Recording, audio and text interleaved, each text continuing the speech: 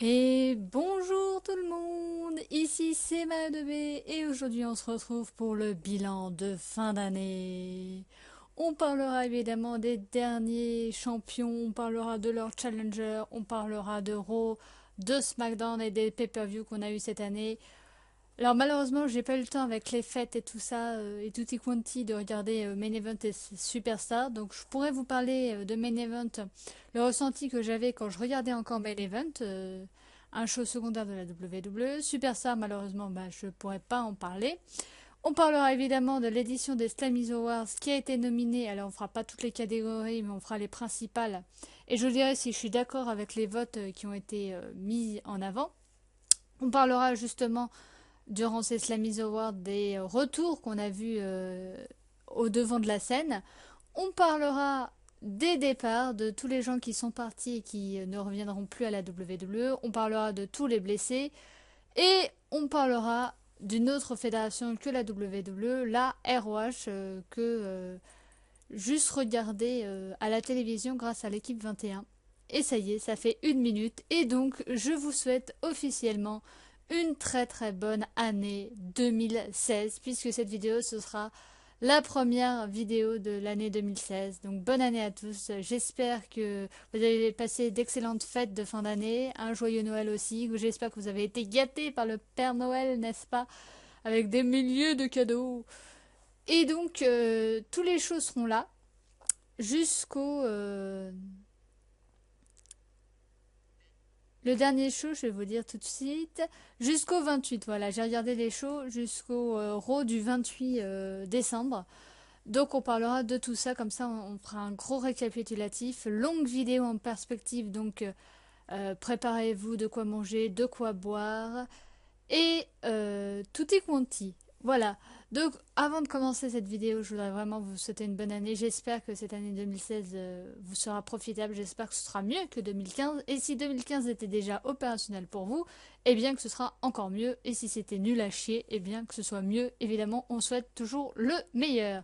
Donc, on va commencer par ce titre intercontinental qui a subi pas mal de péripéties malheureusement.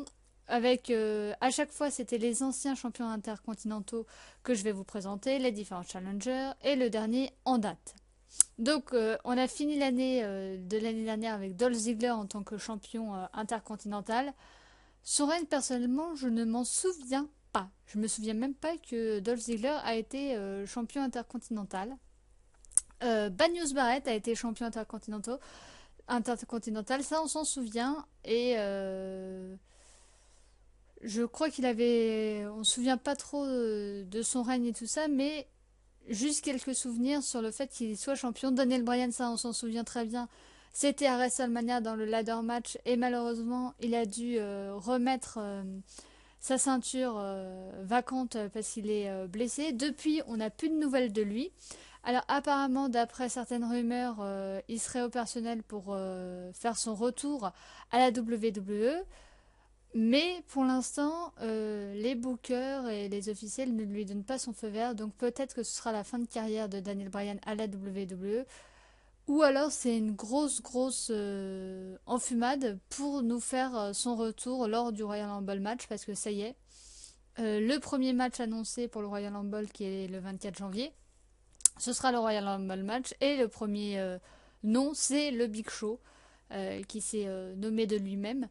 Donc peut-être que du coup, vu que l'année dernière, je crois pas qu'il y était dans le Royal Rumble match, Daniel Bryan, si mes souvenirs sont bons, peut-être que là, ça va être la grosse surprise de cette année et que du coup, ils font tout pour pas qu'on soit spoilé à l'avance parce que c'est vrai que cette année, le moins, c'est qu'on a été spoilé de tous les retours et que c'était assez prévisible leur plan. On parlera évidemment de ça à la fin de la conclusion de cette année, mais peut-être que du coup, toutes ces histoires de docteur, de non, je peux pas catcher tout ça, je vais peut-être aller ailleurs, peut-être que c'est une grosse storyline, en tout cas on espère pour Daniel Bryan que ce soit juste ça, et qu'en fin de compte ils reviennent lors du Royal Rumble, pourquoi pas en numéro 1, paf, direct, première entrée Daniel Bryan, ce serait vraiment une très très grosse surprise. Même s'il gagne pas, le fait qu'on le voit et qu'il participe 5-10 minutes de match, ça donnerait tout de suite le tempo et je pense qu'on lui ferait un accueil chaleureux. On continue avec Ryback qui avait pris sa succession, on s'en souvient, lors de l'Elimination Chamber. Alors malheureusement, lui aussi, il a été blessé et il avait défendu sa ceinture que 2 fois, une fois contre le Miz et le Big Show et une autre fois contre Kevin Owens. Et désolé, portable, je vais mettre en vibreur, voilà. Il avait perdu 2 fois Il avait mis en jeu 2 fois sa ceinture et il avait perdu la deuxième fois contre Kevin Owens. Donc il a eu un règne assez court. Et c'est vrai que la question c'était pourquoi? Parce que d'après les bookers de la WWE, Daniel Bryan, lui, aurait dû avoir un règne assez long pour redonner du blason à cette ceinture intercontinentale, puisque souvenez-vous, euh, l'année dernière, la ceinture avait fait un petit peu de ping-pong. Et donc, il voulait donner la ceinture à Daniel Bryan, malheureusement il s'est blessé, mais pour qu'il ait un règne long, pour qu'on s'en souvienne et qu'il marque les esprits. Et donc, c'est vrai que quand il a été blessé, moi je me suis dit, bon, le suivant, il aura un règne assez long. Ils vont partir sur le même principe. Et en fait, que nenni, puisque Ryback il a été blessé, alors c'est peut-être pour ça qu'on lui a retiré son titre. Faut dire aussi que la rivalité autour de son règne n'a pas été flamboyante et que malheureusement c'était un règne assez taciturne.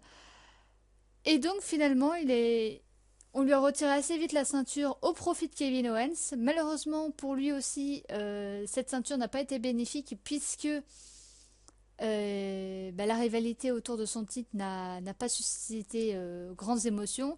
Pareil, les bookers de la WWE au début voulaient lui donner le titre des États-Unis. Finalement, ils lui ont mis le titre intercontinental, mais on sait vraiment pas trop pourquoi. Et finalement, il l'a perdu au profit de Dean Ambrose. C'était assez prévisible puisque on savait pas trop quoi faire de lui. Et je trouve personnellement que depuis qu'il a pu son titre, il a retrouvé ce côté agressif qu'il avait perdu avec son titre. Et je redécouvre Kevin Owens. C'est vrai que moi je l'avais pas suivi des NXT puisque Kevin Owens est l'un des rookies de la NXT qui est venu lors de cette année dans le roster principal. On parlera aussi de ce que j'en pense de sa venue, on va en parler tout de suite après. Mais voilà, c'est vrai que lui avoir mis un titre tout de suite, surtout qu'il avait le titre NXT au début quand il était dans le roster principal, je trouve que ça, c'était peut-être une mauvaise idée qu'il ait toujours le titre NXT alors qu'il était dans le roster principal. Alors ça a mis en avant NXT, je pense que c'était fait pour. D'ailleurs, il y a le pay-per-view takeover qui s'est passé à Londres toujours pour mettre en avant NXT. Donc je pense que c'est fait pour qu'on voit les jeunes talents. De toute façon, la plupart d'entre eux, il y a deux trois noms qui circulent pour être dans le roster principal cette année. Donc Kevin Owens a fait son entrée en battant lors du premier soir John Cena, on s'en souvient tous. Et il avait le titre NXT. Mais on savait très bien que s'il défendait le titre des États-Unis à l'époque où John Cena avait encore son titre des États-Unis et que Kevin Owens avait toujours son titre NXT, on savait très bien qu'il n'allait pas avoir deux titres. Quoique, on pourrait s'en douter, puisque cette théorie a été mise à mal par Seth Rollins, qui a eu deux titres, le titre des États-Unis et le titre WWE Poids lourd, mais ça, on en parlera un peu plus tard. Et donc, c'est vrai que on lui a mis le titre. Les bookers, voilà, ils lui ont donné ce titre en compensation. Mais après, il n'y a pas eu grand-chose qui s'est fait et il avait du mal à faire l'unanimité autour des bookers. Et comme vous le savez, évidemment, c'est les bookers qui décident de tout. Et donc, évidemment, il a perdu son titre au profit de Dean Ambrose. Dean Ambrose, qui depuis qu'il était sorti du Shield et avait eu son titre des États-Unis, il n'avait pas eu de titre du tout. Même pas de titre tag, team, avec Roman Reigns, pas de titre autour de la WWE poids lourd. Et donc, on lui a donné le titre des Intercontinentales. Et je trouve que cette rivalité, depuis que Dean Ambrose a le titre, eh ben, elle est montée comme un soufflet et c'est beaucoup mieux. Kevin Owens fait son côté heel canadien. Moi, je parle français et je suis plus intelligent que vous parce que j'ai appris plusieurs langues et je peux vous parler en français. Et il chante l'hymne canadien, mais voilà, c'est génialissime parce que on y croit vu qu'il est canadien, donc ça le fait tout à fait. Dean Ambrose, son côté fou instable. euh, plus trop mis en avant, mais avec cette rivalité est remis en avant au goût du jour. Et donc je trouve que ça marche très très bien. En plus, ils ont mis un petit troisième en la personne de Dolph Ziggler. D'ailleurs, il y a eu un triple threat match à SmackDown. Le match était très bien. Et Là, pourquoi pas, apparemment la rivalité est en train de faire autour avec Neville, qui a battu Kevin Owens et qui s'est évidemment Kevin Owens qui a fait pousser son côté heel en frappant Neville et donc Dean Ambrose est intervenu après, donc pourquoi pas de toute façon la rivalité Kevin Owens Dean Ambrose va continuer, pourquoi pas remettre Dolph Ziggler au goût du jour et Neville un quatrième lardon pour un Fatal 4-Way lors du Royal Rumble. Moi je dis why not. Donc c'est vrai que Kevin Owens au début, moi j'avais pas du tout suivi son parcours à NXT, donc c'est vrai que au début j'étais pas très convaincue. Le fait qu'on lui donne le titre alors qu'on savait très bien qu'il aurait dû avoir le titre des États-Unis détenu par John Cena, c'est vrai que ça fait tâche d'avoir que un petit titre en compensation, même si le titre intercontinental c'est déjà bien, parce qu'il y a eu quand même de grands noms qui ont ce titre intercontinental.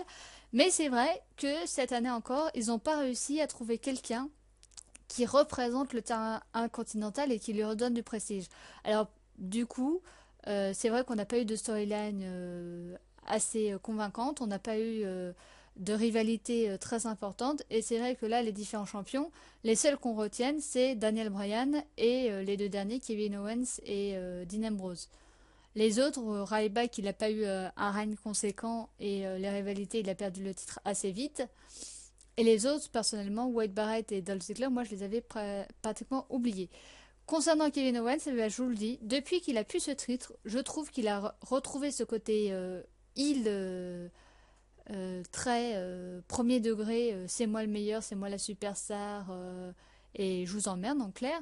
Et donc je plus sois, voilà, je suis plus, je me dis, ah tiens, quand même, le mec, il a quelque chose, il a ce côté hargneux et tout ça, et moi, je m'y intéresse plus. Et le fait que Dean Ambrose soit champion m'aide à voir cette rivalité d'un autre œil. Parlons maintenant des différents challengers. Alors, les différents challengers, autant vous dire que la plupart, je ne m'en souviens, mais absolument pas. On a eu Sin Cara en tant que challenger, ça, je m'en souviens pas. Stardust, on va parler du cas de Stardust. Malheureusement, Stardust, je trouve que il n'a pas eu la chance d'être mis en avant parce que je trouve qu'il a créé ce personnage pour son frère Goldust, pour être en équipe avec lui. Et malheureusement, il y a eu la rivalité qu'on attendait tous de Stardust contre Goldust, et ça n'a pas fonctionné.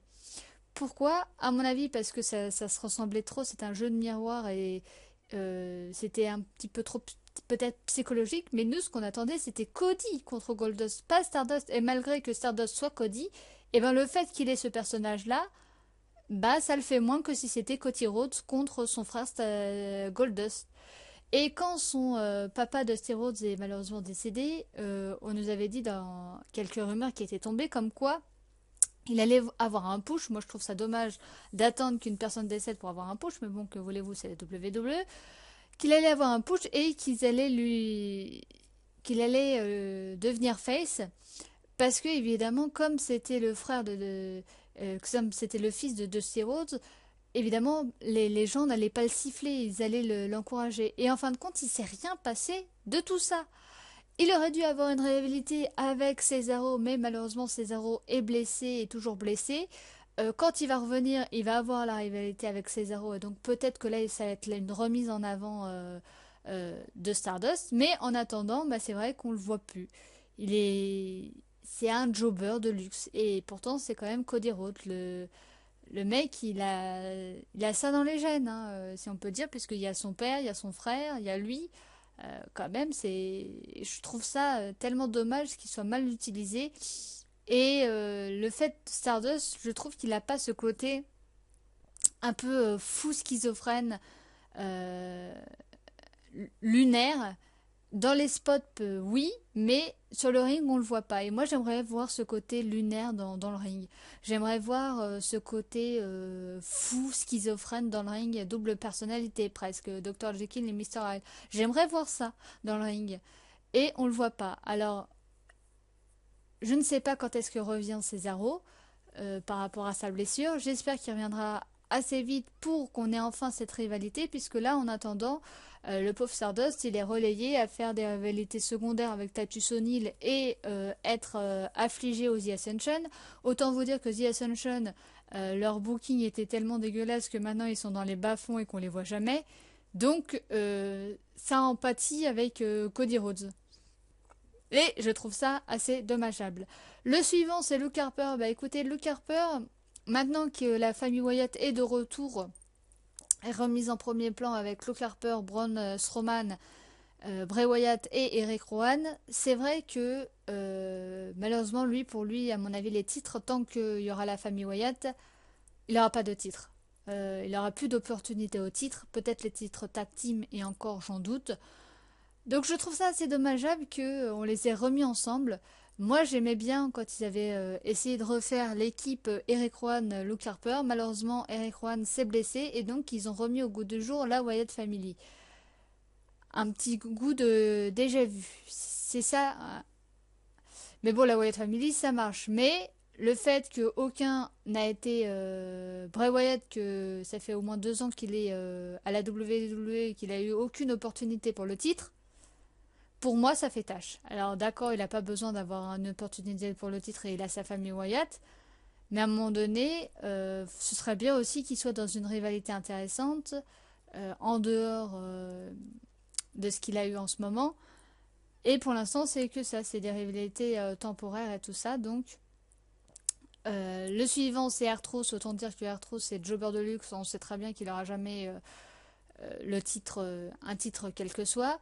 Sheamus, ça je me rappelle pas qu'il était pour Challenger pour le titre intercontinental. Mark Henry non plus, on s'en souvient pas. Big Show, on s'en souvient, c'était le triple threat avec le Miz. Chris Jericho, c'était lors du Madison Square Garden où il s'est fait battre alors qu'il était de retour par Kevin Owens. Alors que c'est Chris Jericho quand même, on savait très bien que Chris Jericho n'allait pas avoir le titre parce qu'il est en CDD avec la WWE et qu'ils ont déjà tenté avec un certain Brock Lesnar et que c'est pas passé. Et le dernier en date, c'est Dolph Ziggler avec ce triple threat match qu'on a eu à SmackDown, conservation du titre, pas Dean Ambrose. C'était assez logique puisque Dean Ambrose venait d'avoir le titre, il n'allait pas le perdre comme ça. Quoi que je dis ça, mais Kevin Owens, il a eu un règne assez court. Et donc la rivalité entre Kevin Owens et Dean Ambrose continue. Dolph Ziggler sera-t-il dans les parages? Pourquoi pas. Neville ayant battu l'ancien champion intercontinental, peut-être que du coup il va être mis là-dedans et on aura un triple threat avec Neville. Pourquoi pas un Fatal 4 lors du Royal Rumble. En tout cas, ce qu'on peut dire autour de ce titre, c'est qu'ils n'ont pas su trouver vraiment la personne. Ils l'avaient trouvé en Daniel Bryan et que malheureusement, le fait qu'il soit blessé, ça a dû remettre tout leur plan en jeu et que malheureusement, ça a fait... Il n'y a pas eu de rivalité ni de storyline très intéressante autour de ce titre et qu'on ne se souvient pas trop des différents challengers. Voilà, pour moi, c'est ça le problème, c'est que il n'y a pas eu de trucs marquants. On se dit, ah ouais, ça, je m'en souviens. C'était géant cette rivalité-là et tout ça. Pour moi, non. La seule rivalité qui est assez potable pour l'instant, c'est la dernière rivalité en date avec Kevin Owens contre Dean Ambrose, avec Dolph Ziggler, le triple threat. La rivalité qui continue et le fait qu'on sait que lors du Royal Rumble, on aura Kevin Owens, Dean Ambrose et pourquoi pas Dolph Ziggler ou un Neville dans les parages. C'est le seul truc qu'on retient. Donc maintenant, on va passer au titre des États-Unis. Donc le premier, l'ancien champion des États-Unis, c'était Rusev. Rusev maintenant qui est dans une nouvelle équipe, la League of Nations. Donc Rusev qui a récupéré Lana, Lana qui était blessée et il y avait une storyline autour d'eux et finalement comme ils se sont mariés, bah, les bookers n'ont pas trop apprécié et peut-être qu'ils vont faire payer à Rusev, mais pour l'instant, écoutez, ça a l'air d'aller puisqu'il est dans la League of Nations, composé de Banius Barrett, de Alberto Del Rio, de Rusev et de Sheamus. Et donc il se fait aider par ses petits camarades. Et le fait qu'il soit en groupe, bah écoutez, ça le remet en avant puisqu'il est depuis qu'il avait plus son titre, on le voyait plus trop et il était dans une pente descendante. Et moi, je trouvais personnellement que l'histoire avec Summer Rae, tout ça, bah, c'était bidon au possible. Donc, je préfère qu'il soit dans un groupe comme ça et qu'on le remet en avant de cette manière-là que Un truc complètement bidon, on ne s'y croit pas. Le second, évidemment, c'est John Cena. John Cena avec ses Open Challenge. Alors ça, on s'en souvient, mais on s'en souvient trop bien. Le troisième, c'est Seth Rollins, évidemment, ça on s'en souvient. Seth Rollins qui a été élu Superstar de l'année. Alors je suis à moitié d'accord avec ce Slammies Awards. Alors pourquoi Superstar de l'année à mon avis? Parce qu'il a réussi à avoir les deux titres, à battre en même temps Brock Lesnar et Roman Reigns lors de WrestleMania, à battre Sting. À mon avis c'est pour ça. Mais le fait qu'il soit blessé et qu'on l'ait pas vu depuis un certain moment, voilà, c'est ça qui fausse un petit peu. Mais bon, c'était le premier à avoir deux ceintures, une ceinture majeure et une ceinture mineure. Évidemment, il l'a reperdu contre John Cena. Et le dernier champion en date, c'est Alberto Del Rio qui a fait son retour à la WWE. Question pognon. Donc, écoutez-moi, on va parler des différents champions. Évidemment, le fait marquant, c'est John Cena avec ses Open Challenge. Le fait est que c'était une bonne idée au début pour donner du prestige à cette ceinture et le fait que le mec le défende chaque semaine et que chaque semaine il gagne. Ça, c'était le bon côté. Le mauvais côté, c'est qu'on arrivait au pay-per-view avec quelqu'un et on se disait ça aurait pu être quelqu'un d'autre, ça aurait été la même chose. À part deux, trois fois, notamment avec Cesaro et avec Kevin Owens, il n'y avait pas beaucoup de rivalité autour du titre. Et c'est vrai que ça, c'était les moins. C'est qu'on s'est retrouvé avec des challengers en pay-per-view et on s'en se dit, ah, ça aurait pu être un autre, ça aurait été la même chose. Donc, c'était ça le double tranchant. Et évidemment, Seth Rollins qui a eu les deux titres, ça on s'en souvient, puisque c'était le premier à avoir un titre majeur et un titre mineur. Et le dernier en date, c'était Alberto Del Rio. Vous savez que John Cena allait partir se reposer quelques mois. Moi, personnellement, ça m'aurait pas dérangé qu'on n'ait pas le titre pendant 2 mois, parce que ça y est, John Cena est revenu lors de ce Rossi. Il a affronté Alberto Del Rio, il a gagné par disqualification. Il l'avait affronté dans un show non télévisé, il avait gagné aussi par disqualification. Donc autant vous dire que John Cena contre Alberto Del Rio au Royal Rumble, c'est presque signé hein, pour le titre. Autant vous dire que c'est presque sûr à 98% que John Cena va de nouveau être champion des États-Unis. À moins qu'il le bifurque pour le titre WWE poids lourd, maintenant qu'on a un champion face, pour avoir une victoire crédible et avoir de l'assurance côté Samoan. Et le retour d'Alberto Del Rio, écoutez, retour assez, même si j'avais été spoilée de son retour, il y avait certaines rumeurs qui étaient tombées. J'étais quand même assez surprise de le voir, surtout accompagné de Zev Coulter, et les idées qu'il pense, c'était assez surprenant. Mais le fait est que quand il était champion, maintenant qu'il est champion, c'est vrai qu'il n'y a pas eu vraiment de rivalité autour de ce titre. Déjà, le premier mois, il l'a pas défendu parce que comme Seth Rollins a été blessé, il a participé au tournoi et il n'a pas défendu son titre. Et après, il l'a défendu contre Jack Swagger et on savait très bien qu'il allait garder son titre vu que Jack Swagger est en fin de contrat avec la WWE.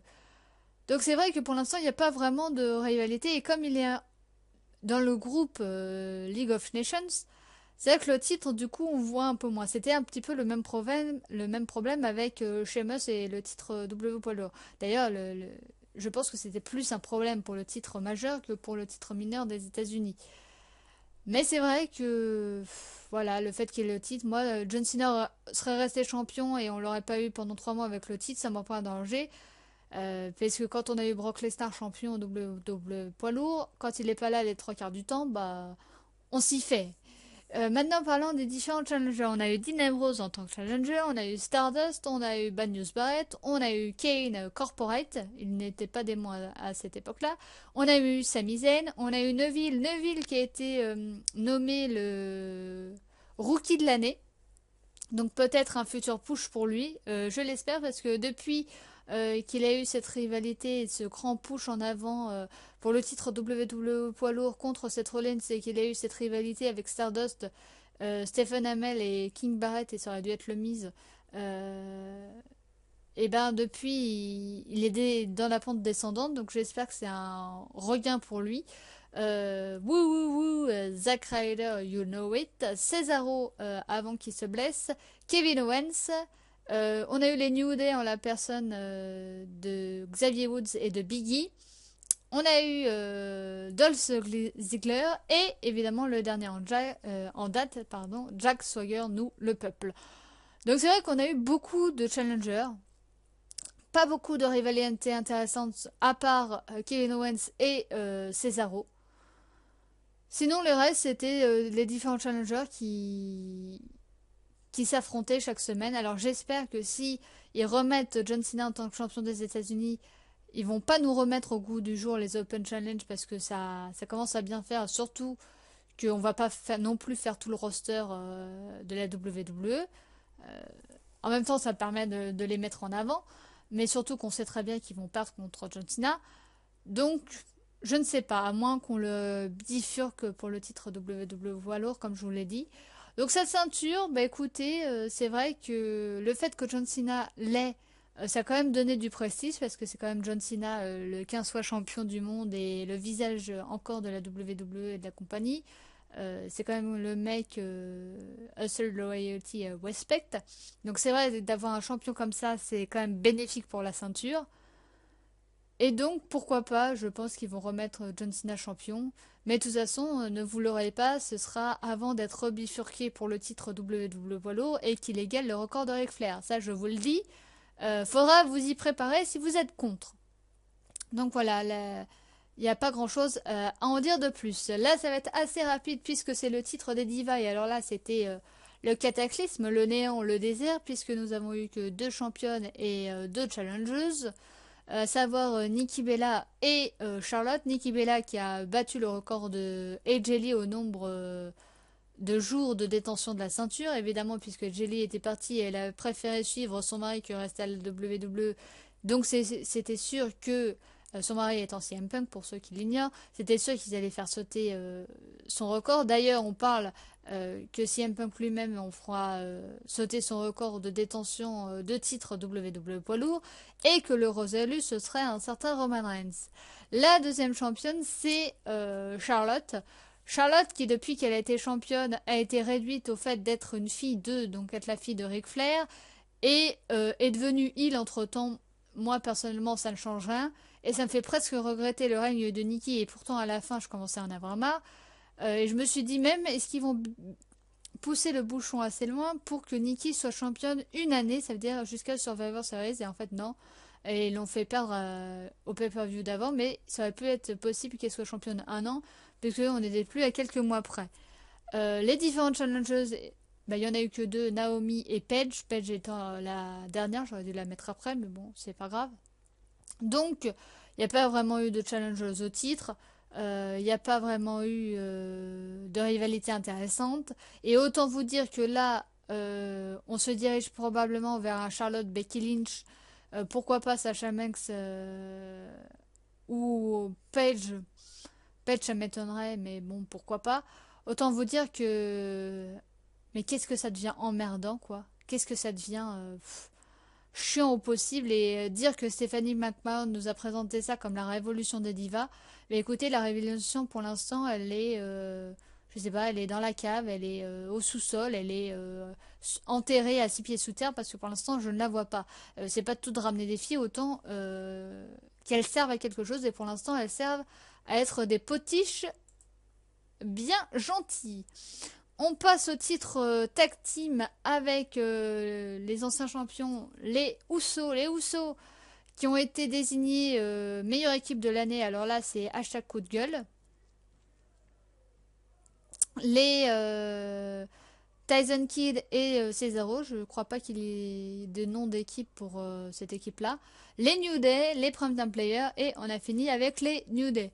Donc pourquoi hashtag coup de gueule concernant les Usos champions de l'année champion par équipe de l'année, bah parce qu'ils ont été absents à cause de la blessure de Jay, je crois, ou Jimmy, bref, l'un des deux était blessé au genou, et qu'ils ont rien foutu.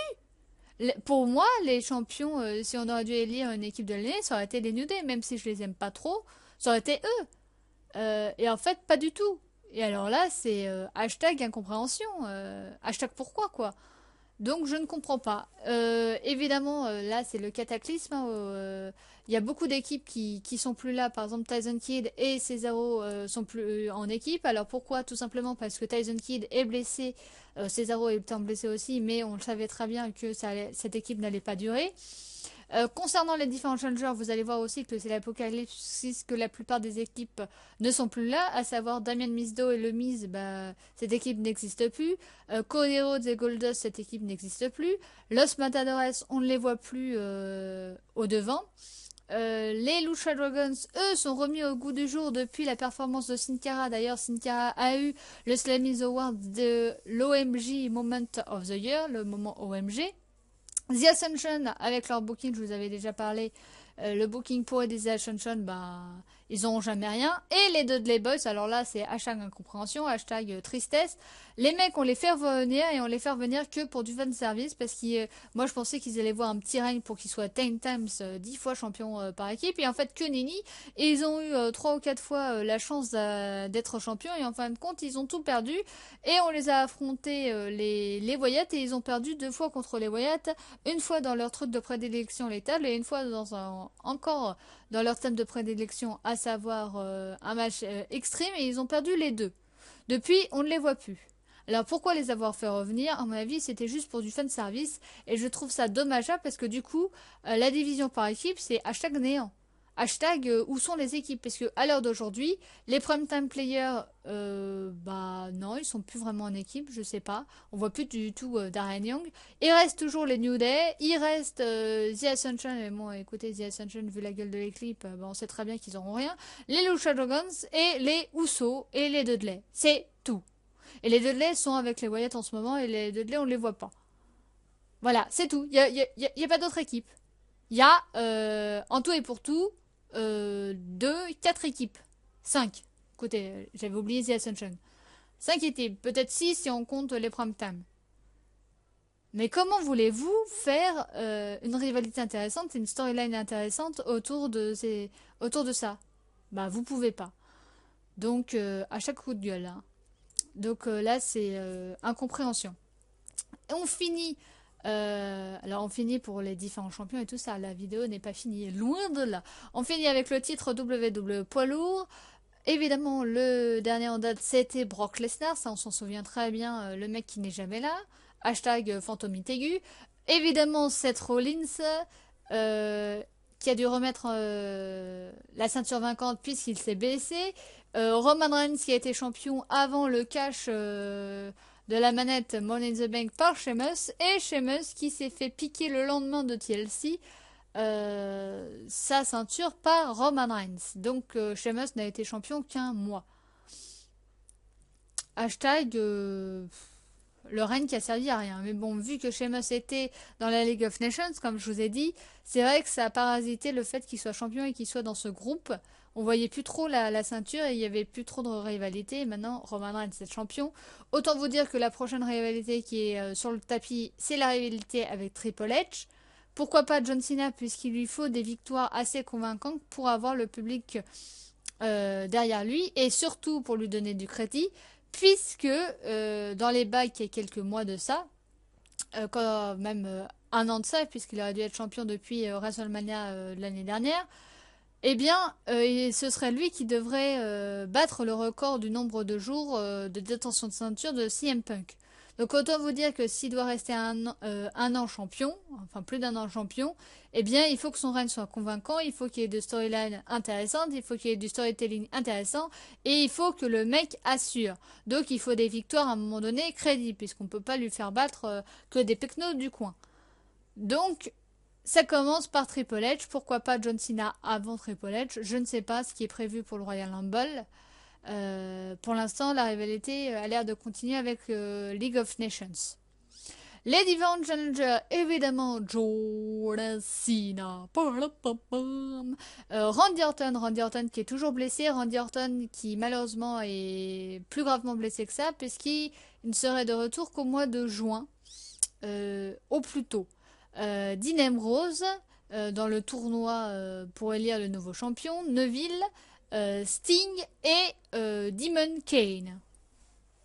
Voilà les différents challengers. Le dernier en date étant Sheamus. Non, est-ce qu'il y a eu un... Oui, Sheamus, la semaine prochaine, je crois qu'il y aura Sheamus contre Roman Reigns pour le titre. Je crois bien qu'ils ont annoncé ça lors de ce Rossi, mais je m'en souviens plus trop. J'ai regardé comme ça en diagonale Raw, mais je crois bien que la semaine prochaine, il y a Roman Reigns contre Sheamus pour le titre. Je crois. Dans mes souvenirs. Donc en tout cas, ce titre, bah, il a connu des galères. Je pense très clairement que celui qui aurait dû battre le record de CM Punk, c'était Seth Rollins parce qu'il était bien parti et que il restait plus beaucoup de mois, donc il aurait pu rester champion jusqu'à WrestleMania et que WrestleMania, c'était Roman Reigns qui aurait dû être champion à WrestleMania. Et que malheureusement, vu sa blessure, eh ben, ça a changé les plans des bookers de la WWE et que du coup, Roman Reigns, ce sera lui qui sera champion pendant une année, qui aura une rivalité contre Triple H. D'ailleurs, la rivalité, ça ressemble assez à la rivalité qu'a eu Daniel Bryan contre l'autorité. Ça, on en parlera aussi à la fin, comme quoi ils sont assez redondants et qui sont pas très inspirés en cette fin d'année, les bookers de la WWE. Et concernant les différents challengers, bah écoutez, c'est quand même du prestige, hein. Il n'y a pas eu de mecs qu'on s'attendait pas à voir. Là, on va voir vraiment qu'est-ce qu'ils vont nous sortir pour le Royal Rumble. Personnellement, j'en ai aucune idée. Le premier annoncé pour le Royal Rumble match, c'est le Big Show. On sait très clairement que le Big Show ne va pas gagner ce Royal Rumble match pour affronter Roman Reigns à WrestleMania s'il reste champion jusqu'à WrestleMania. Je pense très clairement qu'il restera champion jusqu'à WrestleMania. Euh, donc voilà très clairement. Donc maintenant on va parler des gens qui sont partis de la WWE. Donc Layla qui a ça y est, elle a eu un fin de contrat avec la WWE. Elle est retournée en Angleterre. Ça faisait aussi quelques mois qu'elle disait qu'elle avait le mal du pays. Donc elle a eu le fin de contrat. Bunny avec Adam Rose, Bunny qui est parti aux oubliettes, et Jelly qui a préféré choisir son mari plutôt que la WWE, et Jack Sawyer qui, comme je vous l'ai dit, est en fin de contrat avec la WWE. Voilà, c'était tout pour les différentes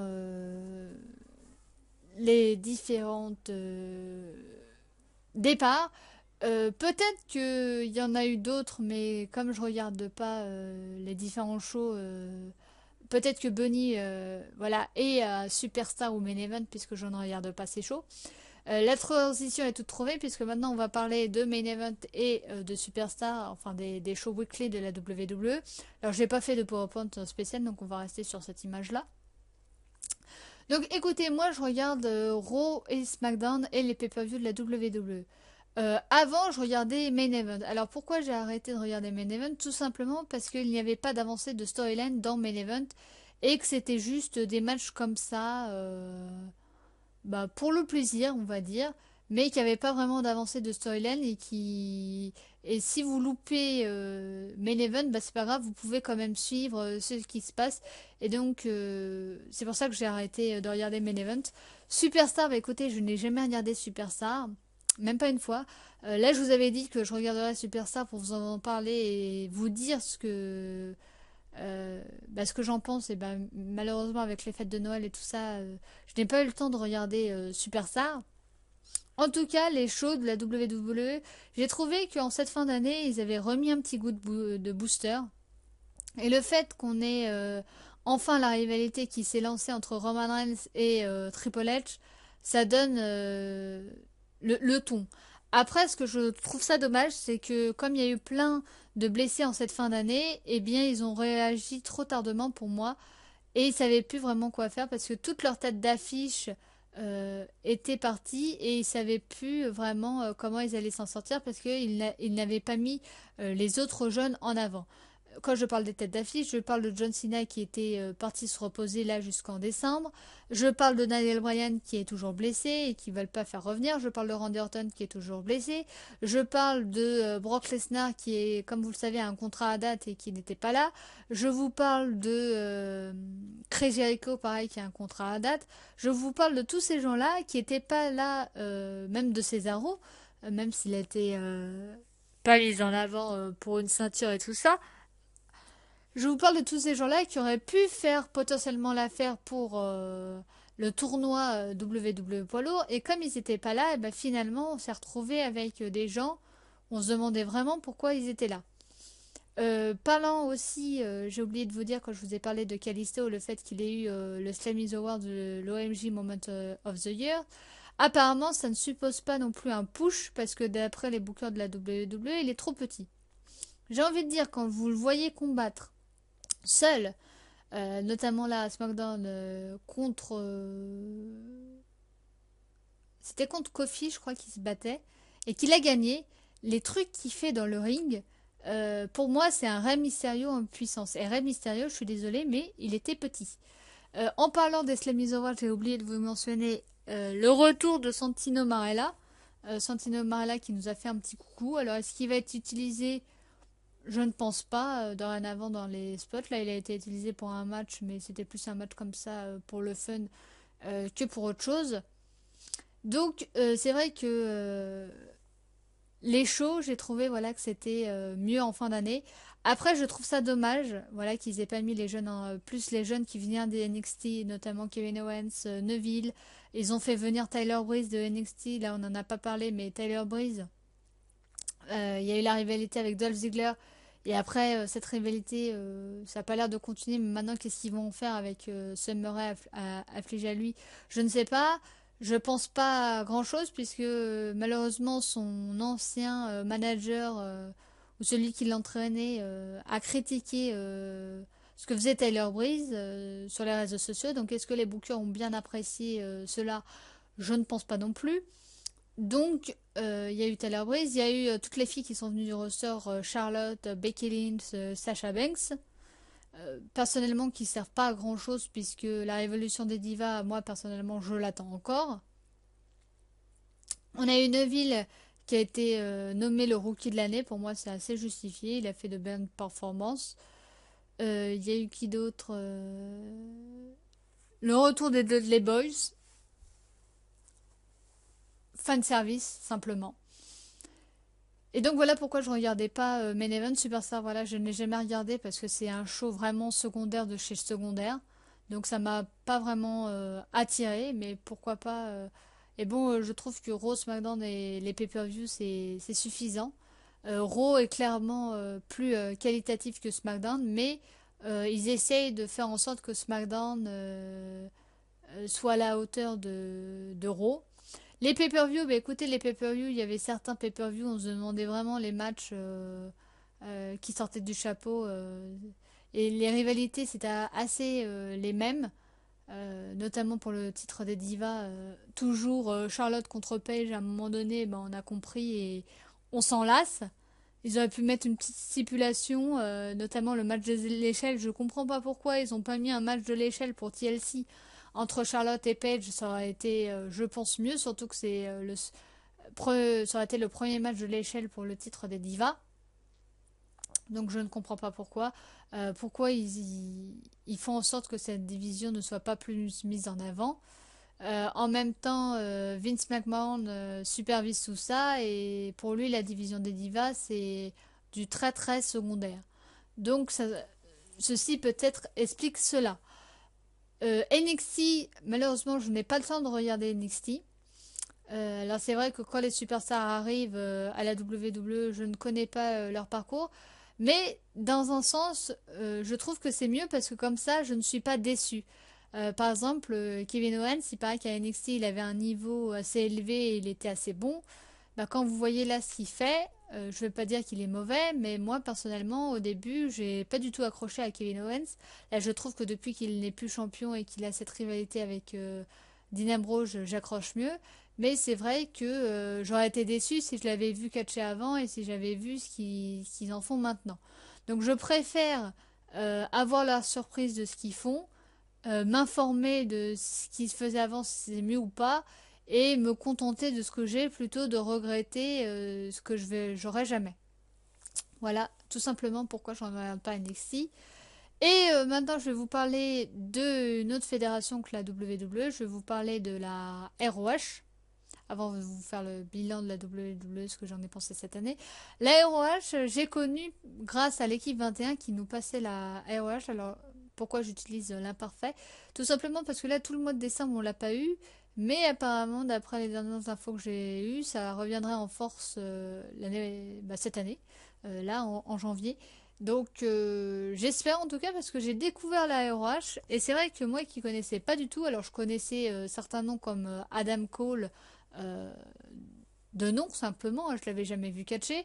Je connaissais les Briscoe Brothers, pareil, de nom, notamment grâce à Papy du coffre à catch, aka Guillaume, euh, mon ancien teammate dans Wrestling Football, qui lui était fan de la ROH. Donc c'est vrai que pendant nos discussions et tout ça, il nous en parlait. Donc c'est vrai que j'ai retenu ça. Et c'est vrai que quand j'ai regardé ça tous les vendredis à 20h50, sans pub, à une heure assez raisonnable sur l'équipe 21, c'est vrai que j'ai découvert la ROH. Ah bah le niveau c'est pas du tout le même, hein. Mais ne comparez pas la ROH avec la WWE. Les Briscoe Brothers, c'est l'équipe, c'est voilà, c'est du haut level.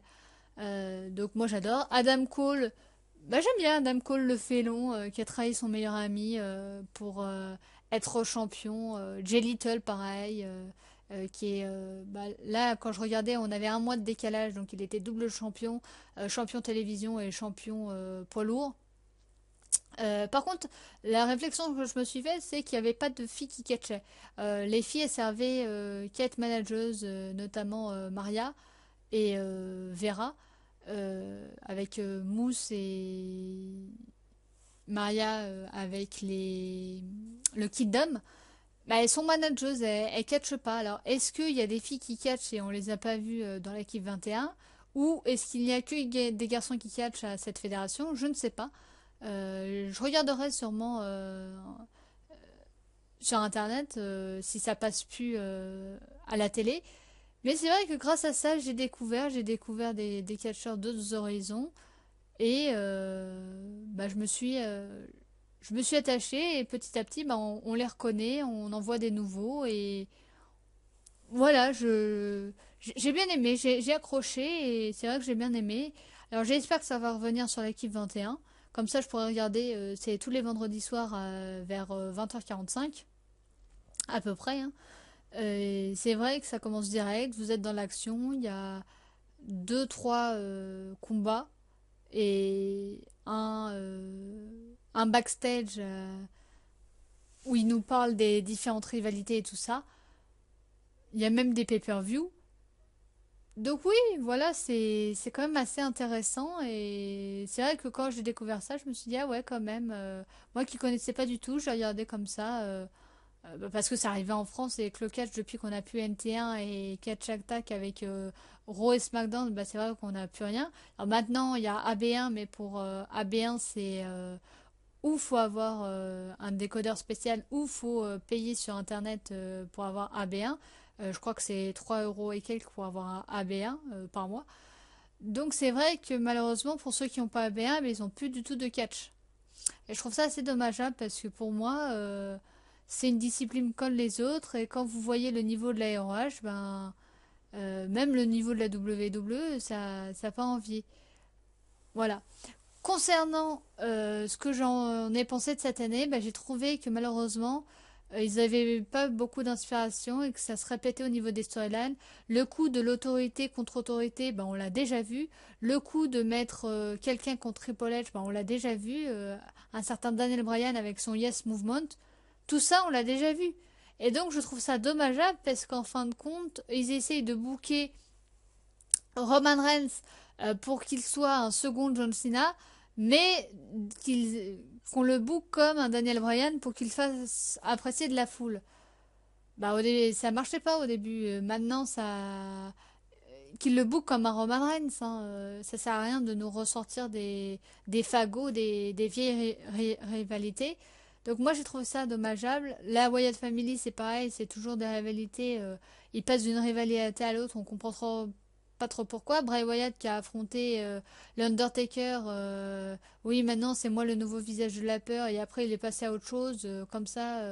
Et après quand il a réaffronté l'Undertaker, il a dit exactement la même chose, que c'était lui le visage de la peur, et il a affronté les Brothers of Destruction avec Kane, et ils avaient reformé l'équipe. Et il a perdu. Et après, il est passé aux deux de les Boys et à la team Hardcore ECW, la team Extreme, et il a gagné 2 fois. Là, il va passer à autre chose, mais sans lien. Il y a... voilà, je ne comprends pas trop. Il passe comme ça d'une rivalité à l'autre et il n'y a pas de lien. Donc pourquoi pas, mais c'est vrai que du coup, ben, on aimerait bien qu'il y ait un début ou un... Pour moi, il n'y a pas eu de début, il n'y a pas eu de milieu, il n'y a pas eu de fin. Il y a juste eu une rivalité, point, et une autre rivalité, point. Il n'y a pas eu un lien entre les deux rivalités, on se dit, ah, c'est logique qu'il passe de l'Undertaker au Dudley. Il y a une logique, il y a un truc, il y a un sens. Bah non, il y a rien eu. Donc c'est vrai que j'étais un petit peu déçue. Et le fait qu'on nous ressort l'autorité contre autorité, mais alors là, moi personnellement, j'en peux plus de cette autorité. Je trouve que l'autorité, c'est fini depuis Bellorette. C'est fini le jour où ils ont fait revenir Batista. C'était la plus grosse connerie du monde, Dave Batista. Alors là, il paraît qu'il va revenir à la WWE, mais non, reste faire du cinéma, écoute, Batista. Euh, D'ailleurs, en parlant de ça, le Rock, rien à voir, mais le Rock sera présent lors de WrestleMania de cette année. Voilà. Fin de parenthèse. Donc, quand ils avaient fait l'autorité avec Batista, Randy Orton, Kane, Seth Rollins et JJ Security, c'est foutu en vrille quand ils sont fait revenir Batista, et que Randy Orton, déjà qui n'était pas, pour moi, ça aurait dû être lui le tête de file, la tête de file plutôt de cette autorité, ça aurait dû être lui qui aurait dû tout porter. En fait, c'était Seth Rollins. Et quand Dave Batista est venu, c'était lui qui est passé avant Randy Orton. Donc Randy Orton passait après Dave Batista et passait après Seth Rollins. Et donc évidemment, ça allait pas durer. Donc maintenant, Seth Rollins, bah, il est blessé. Randy Orton, il est blessé. Batista, il est plus là. Et donc, Kane, il est plus dans l'autorité puisqu'il est plus corporate, il est redevenu Demon Kane. Et donc dans l'autorité, qu'est-ce qu'on a? On a que Triple H et Stephanie McMahon. Parce que même la League of Nations, ça fait penser au Shield, anciennement Shield, Roman Reigns, Dean Ambrose et Seth Rollins, le groupuscule qui est au pied de l'autorité. Donc voilà, l'autorité c'est... bon là ils ont fait venir Vincent Kennedy McMahon. Donc l'autorité c'est Vince, Stephanie et Triple H, et le groupuscule avant qui était le Shield s'est remplacé par League of Nations. Et avant c'était Daniel Bryan qui était la contre-autorité, et maintenant c'est Roman Reigns. Mais c'est pas en changeant juste un détail que ça va tout changer et qu'on va oublier ce qui s'est passé avant. Et c'est ça que je trouve ça dommageable. Je trouve que ils ont mal goupillé leur truc et que ça ressemble beaucoup trop à ça. Surtout si ils font Roman Reigns contre Triple H à WrestleMania, ça va ressembler évidemment à Daniel Bryan contre Triple H. Parce que souvenez-vous, l'année dernière, c'est ce qu'on avait eu. On avait eu un match Daniel Bryan contre Triple H, et s'il gagnait, il pouvait aller dans le main event pour affronter Randy Orton et Batista pour devenir champion. C'est ce qui s'est passé. Et c'est pour ça qu'il n'était pas dans le Royal Rumble match. Et donc là, cette année, Roman Reigns ne sera pas dans le Royal Rumble match. L'année dernière, il y était, il l'a gagné. Et il n'a pas remporté son combat contre Brock Lesnar puisque Seth Rollins a caché sa mallette. Mais cette année, il ne sera pas dans le Royal Rumble match. Il va affronter quelqu'un pour garder la ceinture. Peut-être que ce sera Triple H. À mon avis, c'est quasi sûr à 98% que ce soit Triple H. Parce qu'une victoire contre Triple H pour le titre, bah, c'est quand même symbolique. Donc, est-ce que Triple H sera l'adversaire direct de Roman Reigns, ou est-ce que Triple H va gagner le Royal Rumble et du coup va être l'adversaire de Roman Reigns? Toute la question est là. Parce que sinon, ça voudra dire qu'il ait un triple threat match à WrestleMania contre Triple H et contre quelqu'un qui gagne le Royal Rumble. Pourquoi pas? À moins que le gagnant du Royal Rumble soit son prochain adversaire après Triple H. Pourquoi pas aussi? Donc, voilà, mais ça va faire du trop copier-coller si c'est Triple H à WrestleMania. Ça sera trop comme l'année dernière avec Daniel Bryan contre Triple H. Bon, c'était pas pour une ceinture, mais le fait qu'il y ait une ceinture en jeu, pour moi, ne change pas grand-chose. Donc voilà ce que j'en ai pensé de cette année. Écoutez, j'étais un petit peu déçue qu'ils nous refoutent ça au devant de la scène. Moi, j'aurais préféré qu'ils se réinventent, qu'ils nous proposent autre chose. Mais ils sont en manque d'inspiration. Là, ils vont nous refaire ça. League of Nations qui ressemble au Shield. Triple H contre Roman Reigns qui ressemble à Daniel Bryan contre Triple H. Est-ce que Daniel Bryan va revenir au Royal Rumble? Toute la question est là. Triple H contre Roman Reigns à WrestleMania, c'est bien parti. Le Rock qui sera de la partie à WrestleMania, pourquoi pas pour aider son cousin Roman Reigns. Moi, je pense que ce serait une grave erreur de l'aider parce qu'il faut une victoire clean pour lui donner de l'assurance et lui donner du crédit. Voilà, pour moi, c'est ça, le fait qu'il se soit un peu comme l'année dernière, on se dirige tout le droit devant. Mais peut-être qu'ils vont changer d'avis, ils vont faire autre chose et que du coup, ce sera beaucoup plus intéressant. Donc voilà, écoutez, c'était fini pour ce long bilan, presque 1 heure de vidéo. J'espère que ça vous a plu. N'hésitez pas, vous, en commentaire, à mettre ce que vous avez aimé cette année, ce que vous avez moins aimé, les champions qui vous sont restés, ceux que vous avez complètement oubliés, les différentes rivalités qui vous ont plu. Si vous regardez d'autres shows que la WWE, bah, n'hésitez pas à le mettre et vos ressentis, ce que vous appréciez ou pas dans ce show-là. Et donc voilà, moi c'était tout pour cette vidéo. On se retrouve dans quelques jours pour une vidéo Facecam. Alors, peut-être en live. Voilà, c'est la surprise du chef. Peut-être une vidéo en live Facecam où je vous souhaiterais à tous une bonne année encore une fois. Et où je vous parlerai de mes projets de 2016 qu'il y aura sur la chaîne toute cette année. Alors pas toute cette année, mais on va dire début d'année, ce qu'il y aura sur cette chaîne. Donc n'hésitez pas à regarder la vidéo ou en live, ça c'est quasi sûr à 98%, ou en replay. Sinon dimanche vous aurez la dernière partie de Evoland. Ça y est, on a fini ce let's play. Alors, vous n'avez pas suivi le let's play, malheureusement. Vous n'avez pas regardé du tout. Alors, n'hésitez pas à me dire en commentaire de manière tout à fait courtoise et respectueuse. Sinon, évidemment, je supprimerai les messages. Mais pourquoi vous n'avez pas regardé ce let's play? Est-ce que c'est parce que vous l'avez déjà vu et donc le voir une seconde fois ne vous intéresse pas? Est-ce que c'est parce que le jeu ne vous intéresse pas? Est-ce que c'est parce que vous avez eu l'habitude de me voir faire du catch et que vous voulez me voir que comme ça? N'hésitez pas à me dire tout ça dans les commentaires et j'y répondrai dès que j'aurai un peu de temps libre sans aucun souci. Voilà, c'était tout pour moi. Bah écoutez, je vous souhaite une bonne journée, une bonne après-midi, une bonne soirée. J'espère que vous avez encore passé d'excellentes fêtes. Je vous souhaite encore à tous et à toutes une bonne année et on se dit à une prochaine fois. Allez, ciao ciao!